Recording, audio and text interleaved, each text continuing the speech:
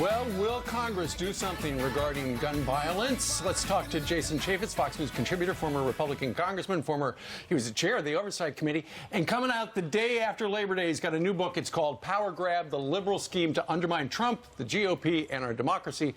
Pre-order it today, everywhere you buy books. Thank you. Appreciate that. So do you think this time it's different? Something's going to happen? I hope so. I have an op-ed out today on foxnews.com, and I basically say that the public imperative for safety outweighs a juvenile's right to privacy.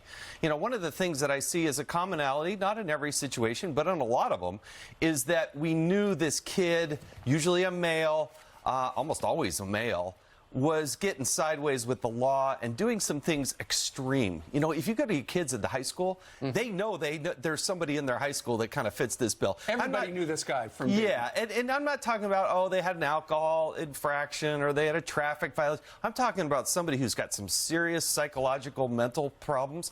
But just because you turn the magic age of 18, what I argue in this piece is, you should be able to have that continue on and show up in your record so that law enforcement has some warning flags and they can get on the NICS, the National Institute of Background Check Let's say you sink it to 16.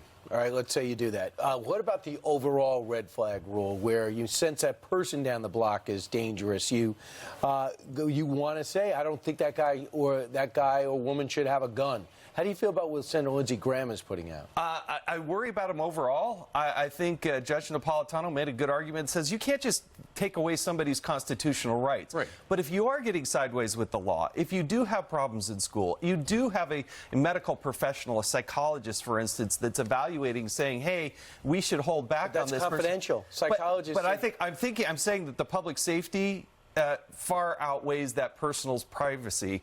When you turn 18, they clear that record out, and then they don't see it, and I think that's wrong. Tell us the details about Peter Strzok. I know he's suing the